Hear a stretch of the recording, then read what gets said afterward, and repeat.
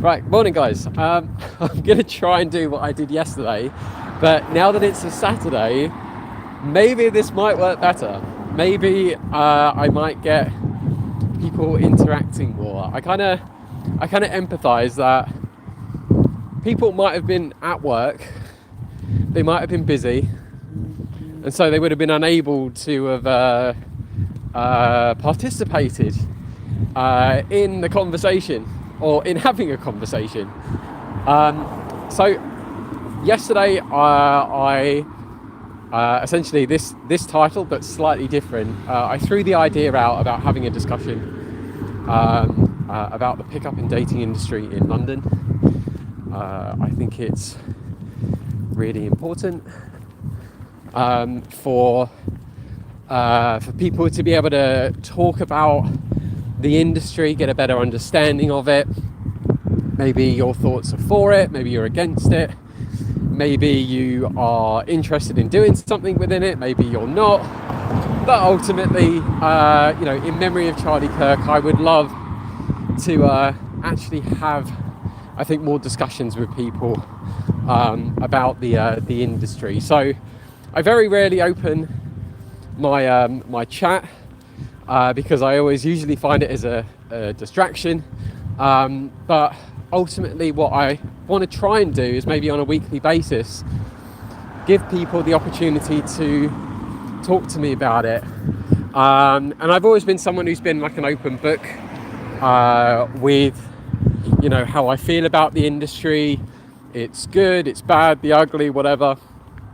And so I would love to have that discussion. Now again, this could go absolutely horribly wrong, that no one might watch this, or maybe everyone watches this, who knows, but I'd like to have a chat about it. So, again, in memory of Charlie Kirk, the more that I think we can discuss the dating industry, the more we can get a better understanding of it, the more I can hear people out, and the more you guys can hear it out as well. Whether you're for it, against it, maybe you've been part of the industry, maybe you're thinking about doing it, maybe you absolutely despise it. But I'd love to be able to talk about it, because the more that people, I think, have clarity about why the pickup industry exists, or dating industries, the kind of people in it, the kind of coaches, their stories, the highs, the lows, the struggles that people have, I think it's important. So we shall see. We'll see. I'll either get no one joining in with this again, or everyone joins in. Maybe this might be a thing that I have to do in the evening rather than during the day. I do not know. But what I do know though is I won't just end up talking constantly if no one joins in, because I'll just make my daily phone calls instead, and I'll catch up with people if need be. So I highly encourage you guys, men, women, whoever. I really encourage you guys to feel free to ask me questions about it. Let's actually discuss it. I'd love to hear your queries about the dating industry, or maybe hear your stories or experiences of it.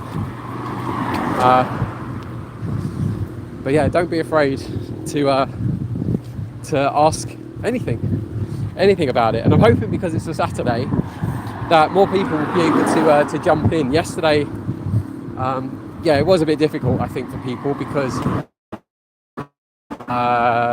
of it being my daily route into London to go and do filming with Ephraim, because he's booked me to do filming with him for a month, so every single day, which is great, but it's absolutely exhausting as well. I'm walking probably about like 10-12 miles a day, so as you can imagine, I'm getting home absolutely knackered. So yeah, if you've got questions, by all means, fire away with asking. Even if you just say hello, that'll make my day. Otherwise, I think I'll probably get paranoid again that I've somehow miraculously not put the chat on. But unlike with yesterday, yeah, I'll only get so far with walking and talking, and if nothing happens, then we'll be ending this earlier. Right, I guess I can see I've got a comment here. Fantastic. I like the cool emojis there. I can see, what was that? Without my glasses on, that looks like there's a palm tree, some sparkles, a cowboy hat, and a hand.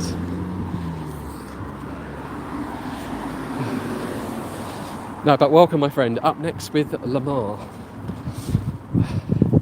Yeah, if you've got any questions, or if you want to talk about anything to do with the dating industry, or just the pickup industry in London, or maybe even just in general, by all means, I would love any questions or any discussion about it.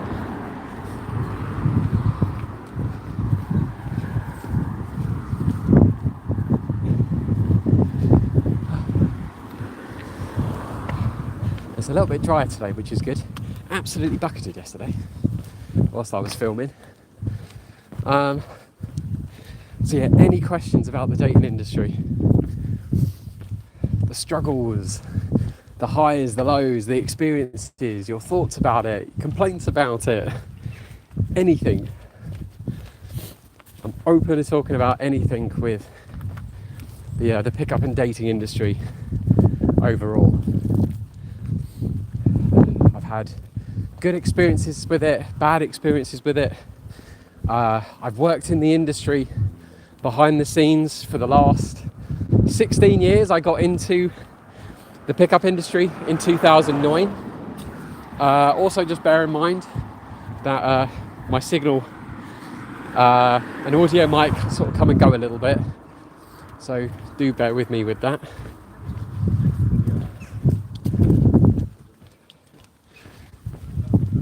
We've got cars parked really awkwardly here. It's really annoying. Right, I'm going to cross the road here. Got any questions? Go on. I've worked, like I say, I've worked in the industry for the last 16 years behind the scenes. I've helped build so many coaches, dating coaches and pickup coaches businesses on YouTube. I've helped them film products and make products. I've consulted with loads. We can hear you. Amazing. That's brilliant. Good. I'm relieved. I am genuinely relieved. Although I don't know if you can hear it or not, but it's actually quite windy. I'm just hoping that I don't get rain today whilst I'm filming, and then I have this like Mary Poppins moment happen where me or Ephraim kind of get like swept away. Although it'll probably be me singing the supercalifragilistic as he flies off into the distance back to San Francisco.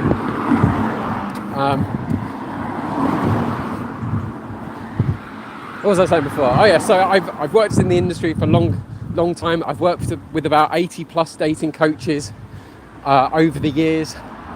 I've even trained coaches as well.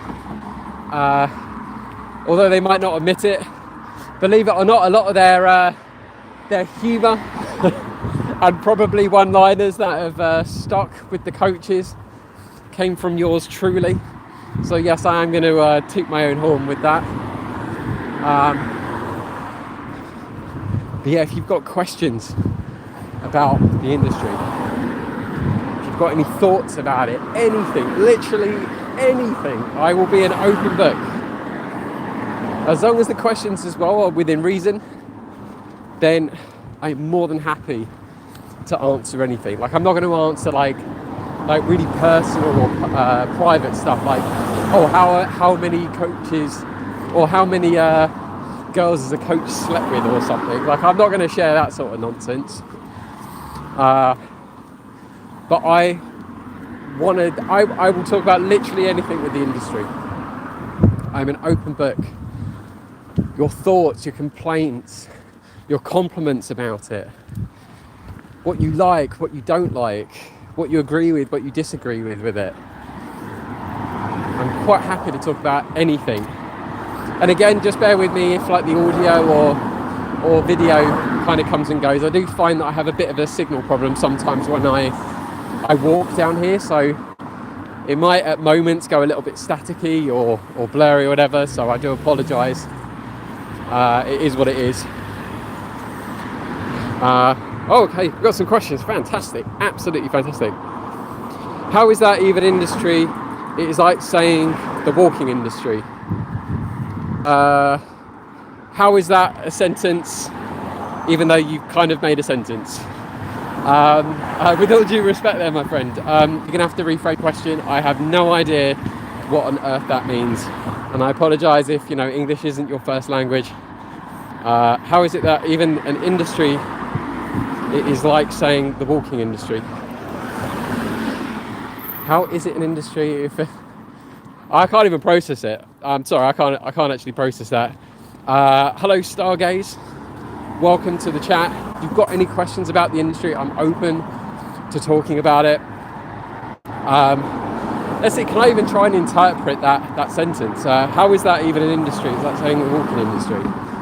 Well, it's an industry because it's clearly catering to a market, to a niche. You've got guys out there who don't have confidence and they want to learn to have confidence. You've got guys who just obviously don't have a dating life and they want a dating life. And the thing that people forget as well with like the concept of what the pickup and dating industry stand for when you're going out and doing cold approaching is that just learning to develop social skills. On a very foundational and fundamental level, it's about social skills. How do you go up to a stranger and strike a conversation? In fact, I'll give you another reference here, or another point that I use with my clients. So when we're walking around and they're like, "Oh, I'm really nervous about speaking to someone," I say, "Well, you know what makes the difference? You trying to pick up someone." Walk out like even just like cold approaching is kind of under the pickup category because essentially it is. But what's the difference between picking up someone to just having a normal conversation? It's just essentially two things: giving them a compliment and asking for their number to take them on a date. If you take literally what might be 2 sentences out of your interaction with someone, you are having nothing more than a conversation. That's it. Nothing more than just a conversation. How are you? How's your day going? Like, oh, I saw this thing. I'd love to just ask you a question about it. Oh, that's fascinating. Oh, I'm into that too. Wow, that's really interesting. Oh, we've got a lot of things in common. Well, look, I'm going to carry on with my day. It's nice to meet you, blah, blah, blah. As opposed to going up to someone like, hey, you look really good. You know what? You're really cute. I'd love to take you out sometime. Let me take your number. That's the difference. Sentence-wise, that is literally the difference. So, is it a walking skill? Absolutely. I mean, I'm doing 10, 12 miles a day walking. On average, even with a client, if I'm doing like a 7-day coaching, I'm doing about 100 miles a week, even with them. So, we're definitely getting our mileage in, or our steps in. So maybe that does answer the question. I don't know. But hopefully that does answer it for you, Amar. It's it's kind of a difficult one to try and interpret what you've said there, but maybe that makes sense to you, maybe that doesn't. Do I prefer day game to night game, and why? I think it's an each to their own thing. I mean, I've met many guys over the years, coaches as well, where they like the idea, or they prefer night game because the idea of being in that environment is about being sociable. When you're walking around on the street, you're maybe going to work, you may be going shopping, you might be doing whatever, but the idea is that you're not looking to have conversations with people. Most people tend to be on autopilot when they're walking around or when they're doing their jobs, because they are only thinking about interacting with people when they need to interact with them. And you get that in a club. You're dressing up to look really good. both the guys and the girls, they're dressing up to, their tens because they're trying to attract someone. They want to look good, they want to impress the room. And there's also an element of like social status there, that the more attractive you look, maybe the more glamorous you look, the higher up the ladder you are, and the likelihood is that you're going to attract someone of a higher caliber as well. But point being is that you are in an environment, you're in a bar or a club that encourages socializing, and even when you've had a bit of alcohol, or maybe even if you don't have alcohol, you are in an environment that encourages you to socialize. But I think most guys though that I know who do the day game stuff, I think they just like to have that ability to stand out from the competition. That, one of the hardest things in a club is that you are competing with other guys, and sadly, I think it then becomes more blatantly obvious that there are other guys in a bar who have more money, they look good, they show themselves off better, maybe they've got more confidence, they've got more practice. But if you were to take them to, like somewhere in London, on the streets of London, it'd be a very, very different scenario. They'd have a lot more anxiety and they would struggle to pick someone up. But then you've got the guys who wouldn't normally stand a chance in a club. I mean, I don't think, to be honest, in fact, I'll give you my experience. Like I suck in clubs. I genuinely suck. I have never been, ever since I was 18, when I could first go to kind of like the uni club, because I went to Staffordshire University as my first uni, and I did the most geekiest thing as well. I studied computer games design at my first uni. So I went to 2 unis, and it was in my gap year that I got introduced to pickup. But I remember going into the club and I stuck out like a sore thumb. I felt so uncomfortable and so unable to interact with people, because I'm just someone who, I like to kind of like talk to people. Like, I'm not good with trying to shout over music. I don't have that kind of volume. Okay, everyone kind of was a bit more of a party goer when they're at university. It's quite easy to have a lot of like vodka and Red Bulls and Jaeger bombs and all that sort of stuff. But I was never very good in clubs. And for me, when I got introduced to pickup, when I was sort of taken under the wing of dating coaches back in 2009, I got introduced to day game and I loved it. I just found that it was nice, that it felt a lot more relaxed, it felt a lot more casual, there was a lot less effort in it, there was a lot less showmanship, because I think, in a club you have to kind of perform a little bit more, you have to be more touchy-feely, whereas, I'm quite a private person.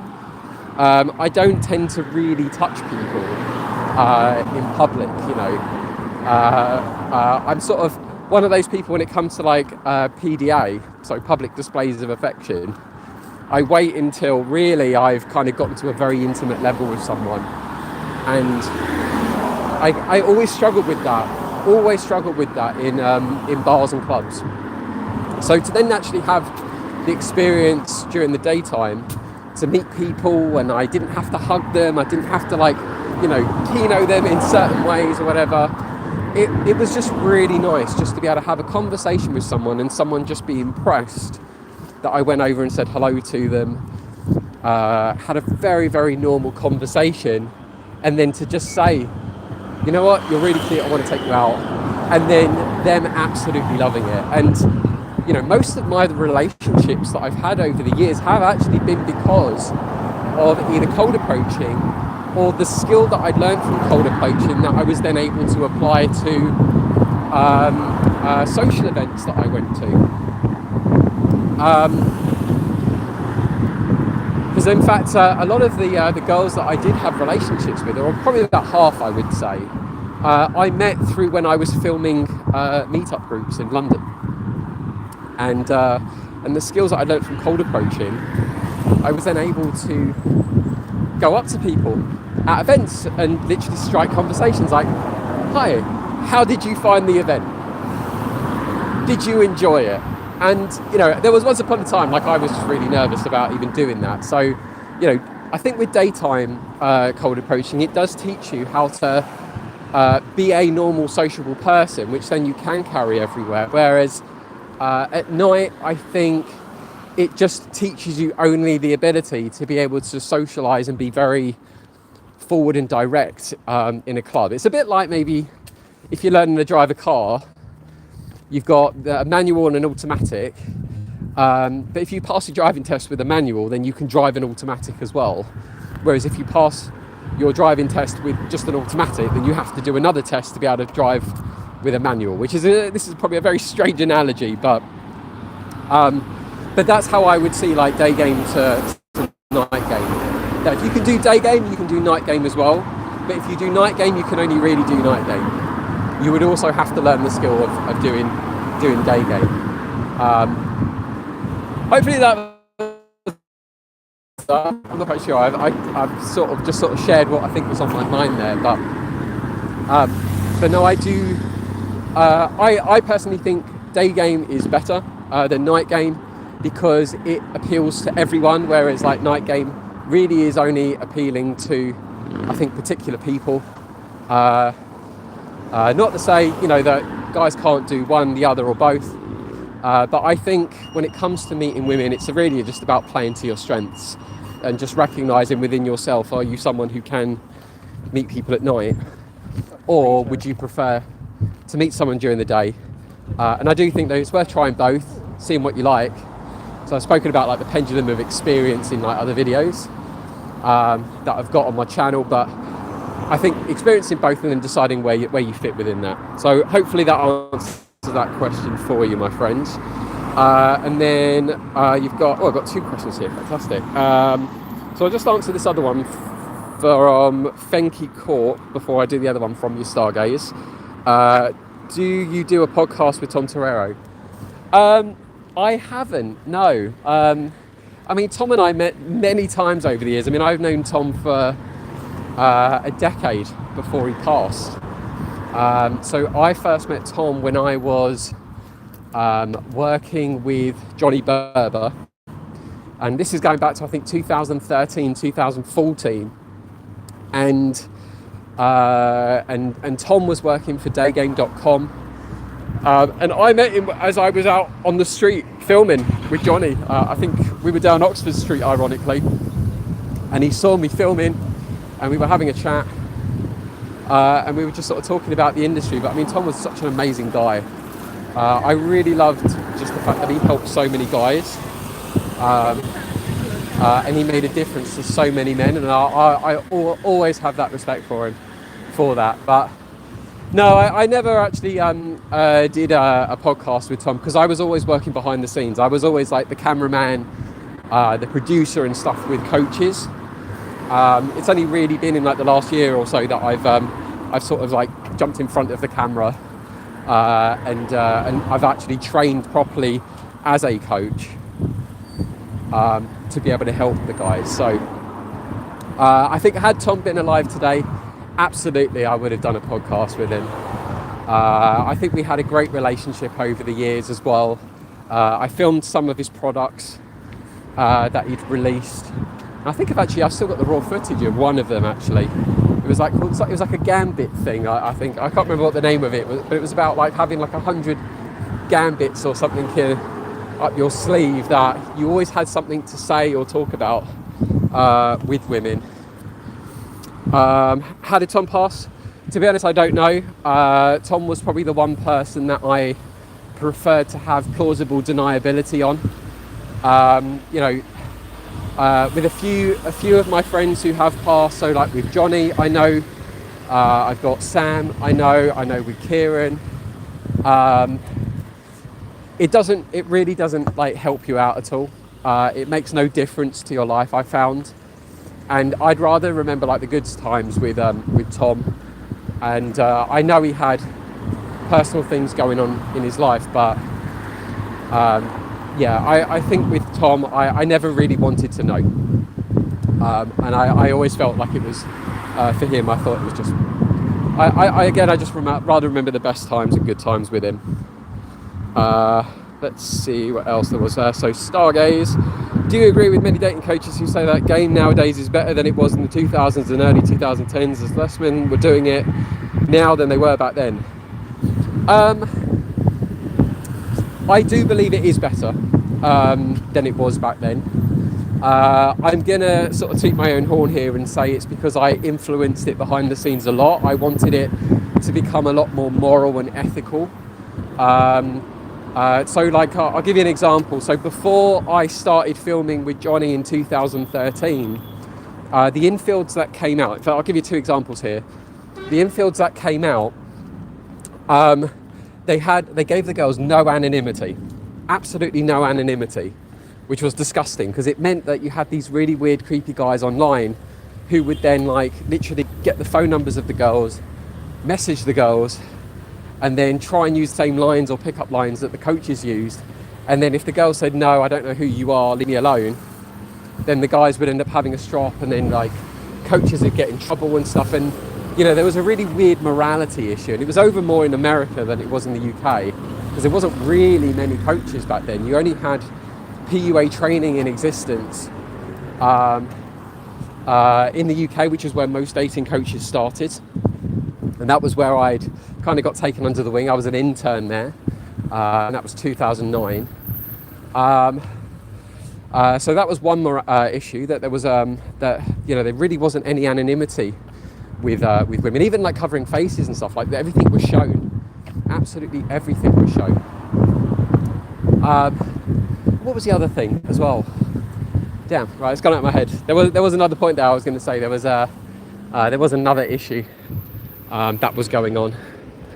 Hang on, I think I'm going to just cross the road here. Damn, what was that other point? It was a really, really good point as well. Before I got into the industry. That thought has completely gone out of my head. I'm sure I'll end up remembering it later, and then I'll definitely, I will share it. I remember share it then. But definitely because of just how I was able to influence the industry over the years. So yeah, I brought anonymity back, or into it. Oh, and that was the other thing, that basically coaches weren't telling the truth online. So what happened was you just had constant videos or infields going out that were just showing 100% results. Whether I'm early, so I'll probably wait until the next train. So they were just showing literally 100% of the results. Hang on, guys, I'm going to just have to get my card out. Just sort of like stare at the ceiling. Okay. Hang on. There we go. If that's saying train.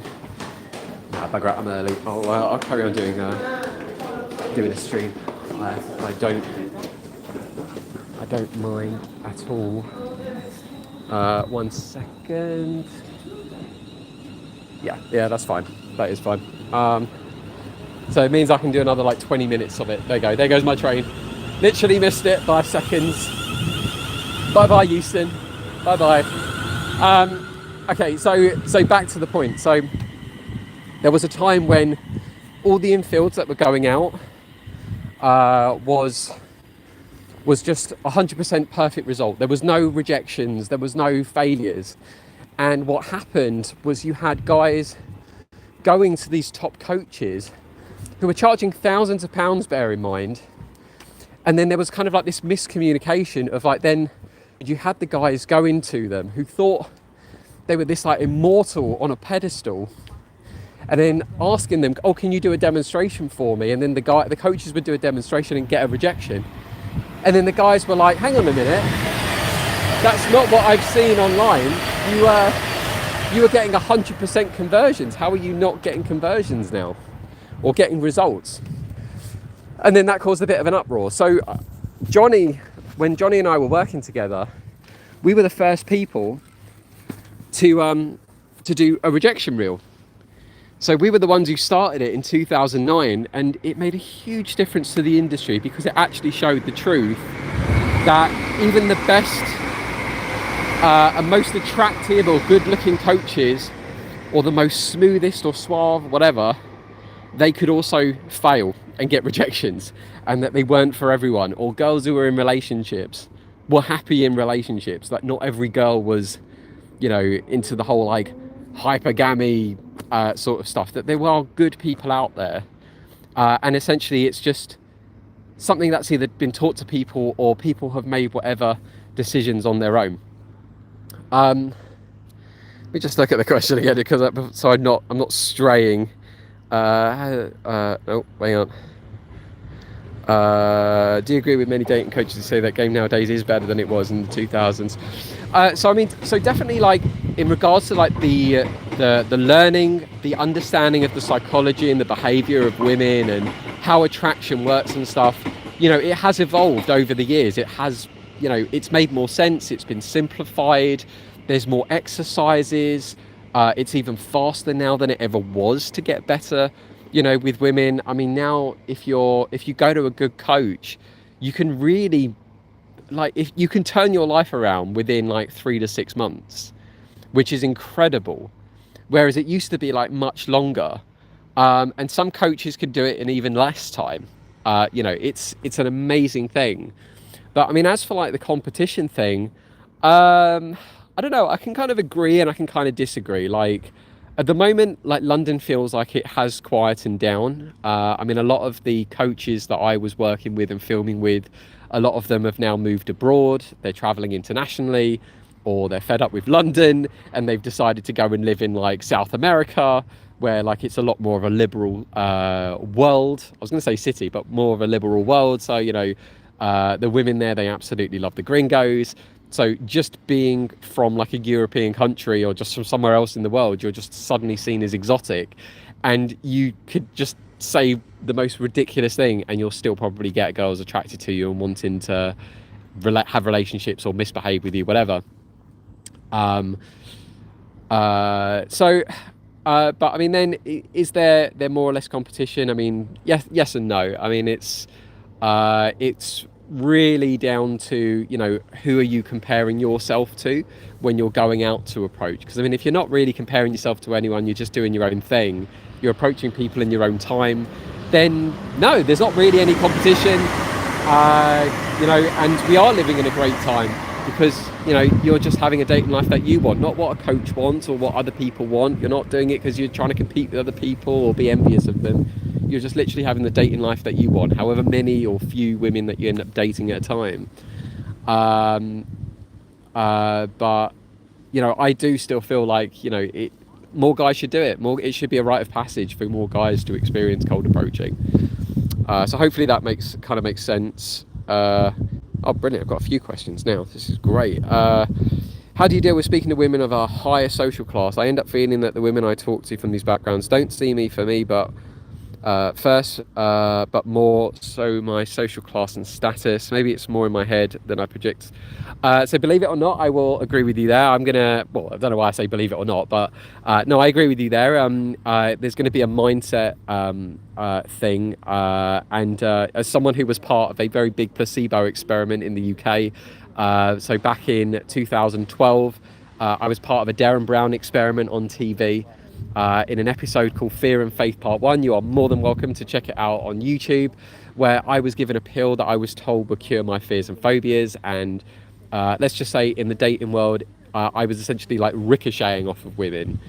It really comes down to self-confidence and self-belief. This will sound incredibly woo-woo, but the more that you believe you can actually meet women of a higher caliber, then the likelihood is you're going to start giving off an aura. Again, this will sound woo-woo, but you will start giving off more of an aura that says that you date women of a higher caliber. You are essentially then method acting yourself into that state, and that belief will carry you. But also what I would say, hang on, there's a train going to go by.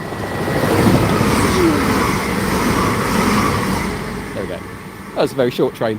But something else that I will say though is that it might also be down to perhaps how you're dressing. One thing that I would always advocate is, when you're going out to dress to impress. So, depending on where you're going out to approach and speak to people, then you might need to also have a think about, like, are you dressing... Well, I mean, now suddenly loads of trains coming by. Okay, maybe that one's not too bad. But have a think about maybe how you're dressing and how you're portraying yourself to women. I wouldn't say then suddenly go out and buy like the most expensive clothes and things, but it's important to just be aware of, like, how are you carrying yourself in front of these higher caliber women?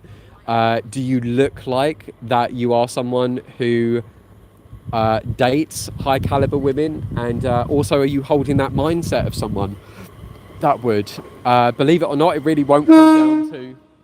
My goodness, I swear they've timed this. They're like, Daniel, you're doing a live stream. You finally got questions coming through. We're going to just torment you with trains passing through the station. You have to ask yourself, are you projecting this, giving this impression, projecting this version of you that says, right, these are the kinds of women that I date? And it's one that, I'm going to be honest, is easier said than done. I'd have to see a picture of you.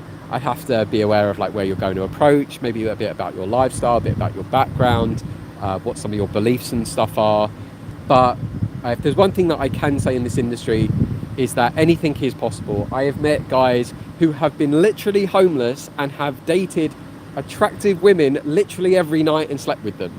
I have met all sorts of characters over the years. So, you can come from whatever background, you can have whatever story, because the reality is that when you're dating women, they're not really thinking about the backstory. They're thinking about the feeling and the emotion that you're creating for them in that moment. And if you're making them feel good, if you're making them feel sexy and you're making them feel attracted to you, then that can go a long way. And in a way as well, it really is about the confidence. You could probably even dress down like a homeless person. Well, maybe no, that's not fair to say. If you really dress down in a bad way, would people still give you that same impression? No, absolutely not. But it is how you carry yourself. I think that is something that is incredibly important, and maybe just something to think about. Like, how are you presenting yourself to these women? Let's see what else we've got. So I've answered that. Did I do a podcast with Tom? I answered. I've just answered that from RJ. Great question though, really, really great question. How did Tom pass? Like I say, I prefer the plausible deniability. Is there a possibility he's still alive in the shadows as a result of the mainstream media? No, he's definitely passed away. And I don't like the tinfoil hat impression or the conspiracy theories behind it. No, he definitely passed away. His family were mourning. They buried his body, and and they wanted to happily kind of bury his past as well. Actually, in fact, I was quite upset after he'd passed, just how everyone wanted to try and share all of his content, and his family had respectfully asked that it was just sort of pulled down. So no, he unfortunately is with us no more. He was an amazing guy, really, really good guy. Again, I admire just how he helped people. Another bloody train. But no, he's not living in the shadows or anything like that. I'm gonna 100% disagree with that, and that's something that needs to be nipped in the bud. People going oh, he might still be somewhere. He's not. He's not. He's buried in a piece. Is what I would say to that. But I think I've caught up with all the questions. Actually, I think I have caught up with the questions. Oh, and another thing as well. I mean, the media haven't got the time of day to be trying to track down someone who's passed. I mean, the thing is that a lot of the left-wing media, considering they're meant to be progressive and stuff, they just don't like the idea of men learning to to actually be more confident and be more attractive, that they'll look for the next person to try and jump to. It's why I always try and like make sure, like with the coaches that I'm working with, like even with Ephraim at the moment, that there is an etiquette there, and a level of professionalism that makes it very clear that he is helping people for the right reasons. Even for me, I make it very clear that I want guys that I work with to have girlfriends, to have relationships. What people do in their own time and in their own lives is entirely down to them. It's not really anyone else's business or responsibility. The responsibility lies with the person who's doing whatever. But no, I think the media would just love any opportunity to take down a coach, that they're not going to go for someone who's past. That's where I stand with that. I'm 37 and started day game a year ago. I got a Ukrainian girlfriend very fast after 2 months of starting. I feel like I've rushed into this and not spent enough time pushing day game further. Any advice? Okay, so that is a good question. So one thing that I always do believe is a good thing for every guy to do when they're in this is to have a short-term strategy and a long-term strategy with this. You don't want to be the guy who forever is running around on the street years and years and years later, still stopping on the same streets, still trying to approach girls and stuff, and getting absolutely, well, you might be getting results with women, but that literally be the entire consumption of your life. I think you learn a lot about yourself in relationships. I know for me, I learned way more about, what I'm looking for in a woman, where my tolerances are with what I like and what I don't like with another partner. That I think being in a relationship is very, very good. So you said here that you're 37, so you're a year younger than me, and you got a Ukrainian girlfriend very fast. Well, I would be thinking about, why did you want to get into that relationship so quickly? There must have been something with her that you're like, what, this girl is amazing. At the moment, I can't imagine life without her, and I want to explore this relationship. I want to see where this goes. So if you went into it with that thought, or some variation of it, then I don't think there's anything wrong with how fast you went into a relationship.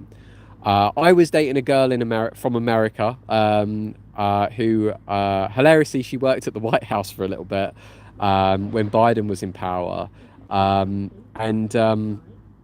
We met through Cold Approach in London. We dated a little bit. And then we tried to sort of give it a go relationship-wise. And just because of then, like, the long distance, and then I went to Washington, it wasn't for me, and stuff, the city, we kind of got it out of our system. But we learnt a lot about each other, and we kind of like knew where we stood. I dated other girls from day one, stood out as being genuine, other day game girls felt hollow. Well, there you go. So I mean, the thing is, okay, so actually really what you're experiencing is the grass is greener on the other side effect. You will always feel like you're missing out on something, whatever side you're on. Whether you're single, you'll always be like, oh, I wish I was in a relationship. And then you'll be in a relationship and then you'll be like, oh, I wish I was single. There will always be that. But it's, you need, whatever decision you make, you need to stand firm on your belief that that is the right decision that you've made. You've made it for a reason, and let it always be the right reason. If you've rushed into a relationship because maybe you're like, oh, she was just really hot, then that's not enough of a reason to be with someone. There has to be more, something, like, to me, relationships are about, there's got to be substance, like there's got to be an actual deep connection there. Now, if you're going to move in with each other, then that's amazing. I mean, it sounds like then that you've made a decision where you are very happy with her. Now, if you're on the fence about the relationship with her, then you have to be honest with yourself and honest with her and say, you know what, I don't think this is a good idea. But I think we're rushing things. You might be getting cold feet, which might be it. I personally would say moving in with someone after 2 months is probably maybe a bit too quick. You'll certainly get a very polarized experience. You'll either know very quickly whether moving in together was right for you, or whether it was wrong for you. So just bear that in mind. That 2 months of being together. Well, I don't know. Maybe you've dated each other for a little while, but I mean, if you've got into a relationship very quickly, you know, bear in mind that you might be over rushing things, which then is something to think about. But if you really like someone, you really care for them, and she cares for you, you've got things in common, and your relationship works, then go for it. And in fact, actually, you're better to try it, and then if it fails, it fails, and then you can just exit and be like, okay, things I've learned from this, right? I rushed too quickly into a relationship. I rushed too quickly into moving in with someone. But at least then you know where that boundary lies, and what maybe you need to look for more in a connection with someone to eventually say, you know what, I definitely want to move in with that person, or you know what, it doesn't matter that we've got into a relationship too quickly, or it's taken a little while for us to get into a relationship. I still day game on the side whilst being in a serious relationship. Well, I think then if you're doing day game whilst you're in a relationship with her, then you're not 100% in the relationship. And I've seen this happen with coaches, and the problem is then it's essentially very similar to like watching, inappropriate material online and edging. The more you keep edging, the more you're going to have a situation happen. Not in a graphic way, but you're going to then put yourself in a situation where you are going to cheat on her, which means that you're not really committed to her. And I would, playing devil's advocate, I would say that that's not fair on her if you're constantly day gaming, but you want to get into a relationship with her. I mean, like, what are you going to do? You're going to move in with her, and then you're going to still go out and carry on chatting to girls? I will call it out and say I do think that's probably inappropriate. I would say, if you're going to be in a relationship, be in a relationship. Put day game on hold. It's not going anywhere unless you're just practicing some social skill with it. But then I would say practice your social skills in a different way. But if you would prefer to be going out and chatting to women and chatting them up and getting phone numbers and stuff, then I would leave the relationship. I would be very honest with her and say, I'm going to let you go because I'm not fully committed to this. And think about it the other way as well. What if like she's constantly going out partying and going to like bars or clubs where there's going to be other good looking guys there, and that if she's dressing to look her tens, that they're going to hit on her, that they're likely going to flirt with her, and especially if she has like a drink or two, she's probably going to hand over her phone number to them as well. You'd go absolutely mental. You'd be like, bugger this, I am not being in a relationship with someone who's still trying to potentially hook up with other people. So I'd say there's probably a slight double standard there. So I would say either be all in or be all out. Be committed to trying the relationship, see where it goes, or exit it and carry on just chatting to girls on the street, getting numbers, go on dates, and misbehave as much as you want. But if you're half and half, you will always be on the fence. You will never pick a side, and you will always have this ricocheting of back and forth. So it's one of those that I think you'll have to make a decision of. But I disagree with the idea of doing both. I think do one or the other. To me, it sounds like you're not committed in the relationship. If you're having the doubts about being in the relationship so quickly, and you're somehow going to be moving into with each other, I would be questioning, well, why are you doing it?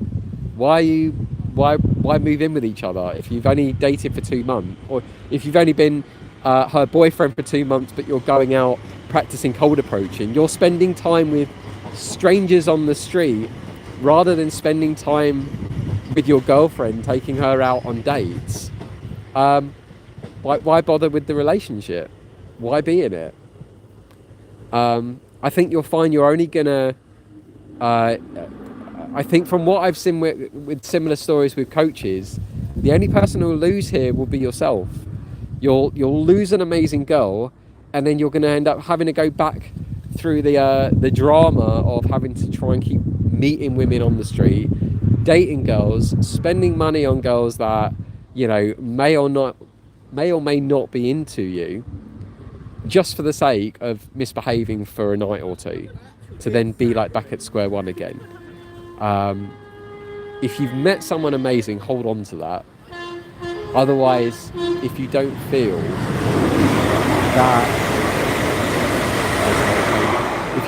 that you want to be committed to that relationship, then don't be.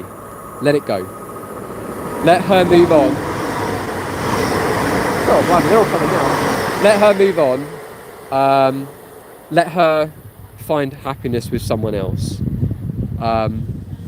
Cold approaching or day game isn't going anywhere. If you have a break for a couple of months, so be it. And at least you've spent time with someone who genuinely loves you. Bloody hell! It's a massive train. It's great. I don't even see it.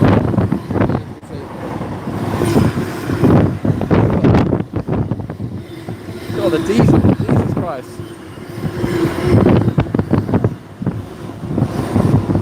Oh, there you go. So she's an amazing person. So go all in.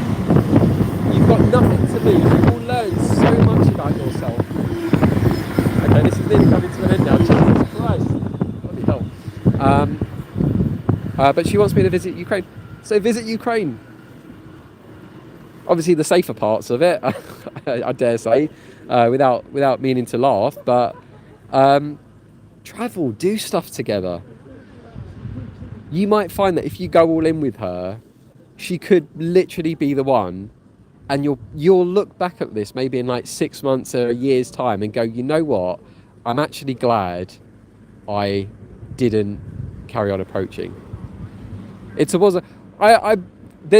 got to be. I'm sure maybe she's not literally like, yeah, let's go to a war zone and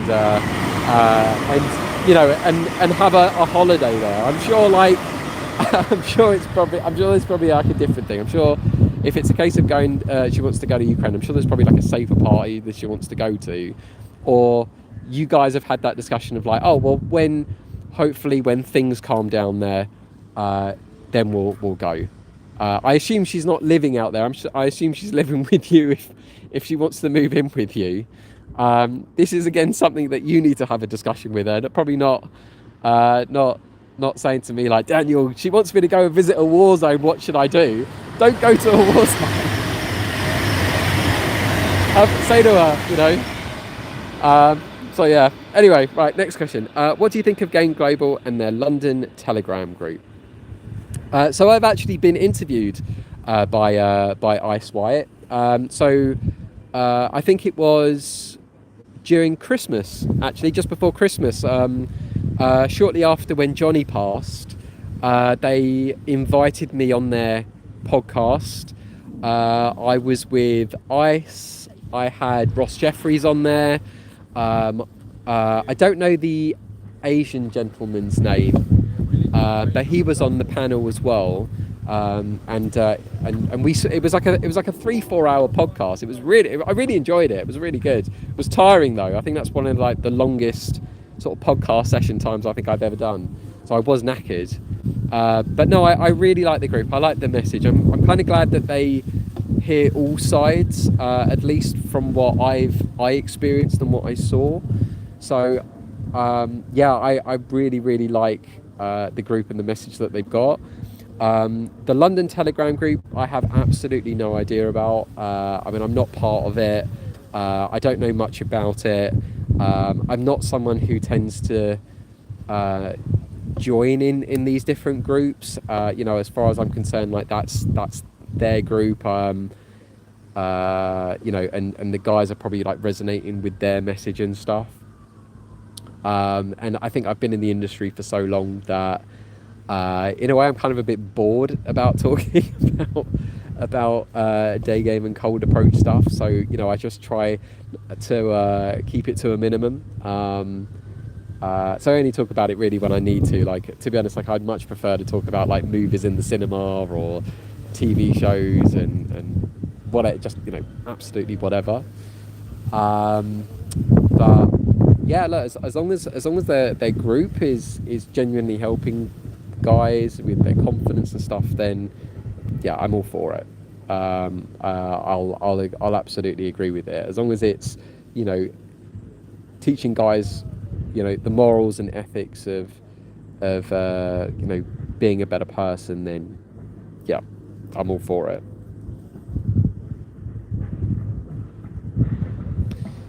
So let's see. I think I'm up to date on questions. Let's have a look.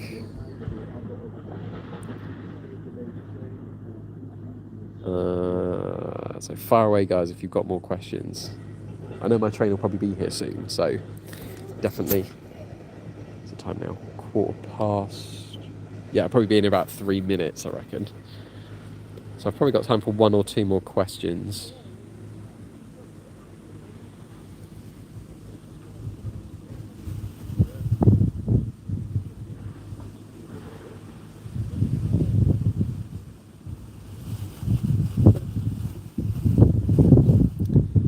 Let's just make sure I didn't miss any as well.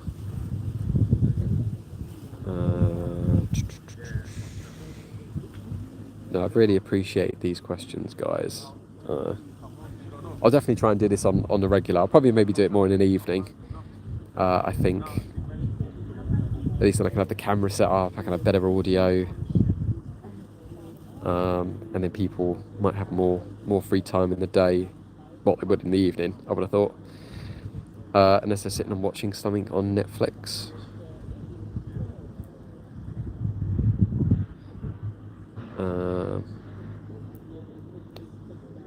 Go on, if you've got any more questions.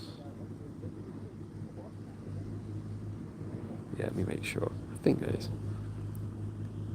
Would it potentially get me in trouble with the law in the UK? No, not really. As long as you're approaching people respectfully, and you're dressing decently. I mean, don't get me wrong. If you end up dressing like a chav, wearing like a tracksuit or something, and then you're running up to people, I think it's safe to say, like, people are going to be a little bit like, "Why are you approaching me?"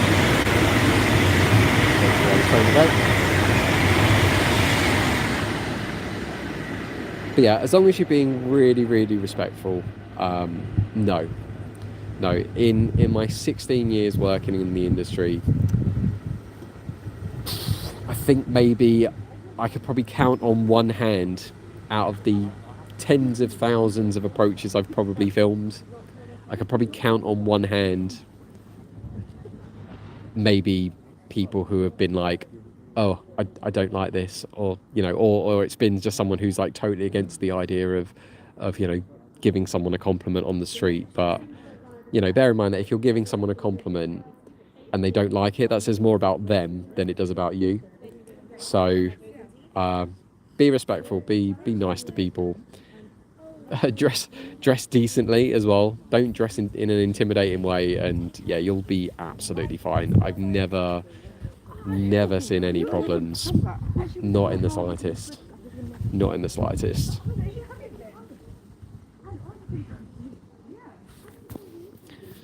Let's see. Right, might have time for one more question. Right, there's no train in the distance, so yeah, one more question.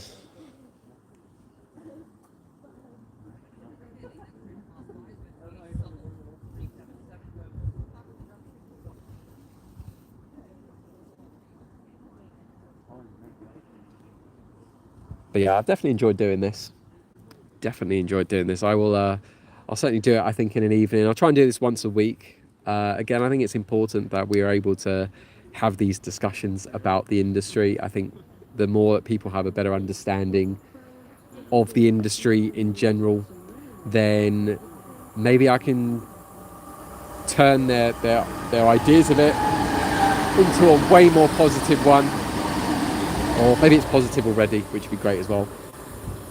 But I like the idea of being able to have those discussions about it.